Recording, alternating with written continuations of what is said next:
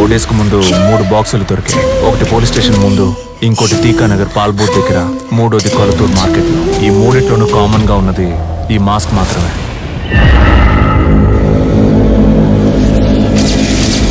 గుర్తుపట్టగలిగారు sir? Sir ఇది అయ్యేటట్టు నాకు అనిపించట్లేదు. శివాని వెంటనే రమ్మని చెప్పలేదు.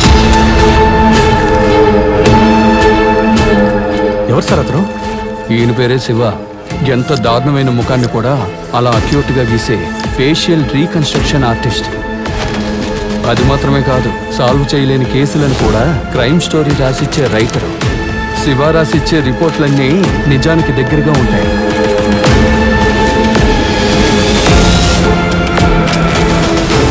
డాగ్ ద్వారా కూడా లీడ్ దొరకకూడదని బాడీ మొత్తం పర్ఫ్యూమ్ చల్లేస్తున్నారు. నువ్వు గీసిందే. ఈ అమ్మాయి ముఖం ఏ మిస్సింగ్ కేసు ఫైల్లోనూ ఇంతవరకు మ్యాచే కాలేదు. ఒకవేళ కంప్లైంటే రాని కేసు అయి ఉండొచ్చు కదా సార్.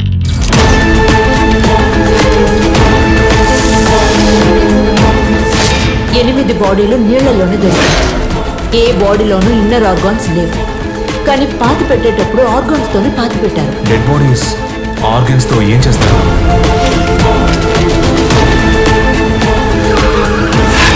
క్రైమ్ సీన్ రాసి ఇవ్వడంతో ఆపేయండికో. చేతులు సెపరేట్ గా, కాళ్ళు సెపరేట్ గా దొరికాయి. మనకి ఇది అవసరం మాకో. రాజేంద్రన్ సార్ నన్ను హెల్ప్ అడగకపోయినా ఈ కేసులో నేను ఉండేవాడిని.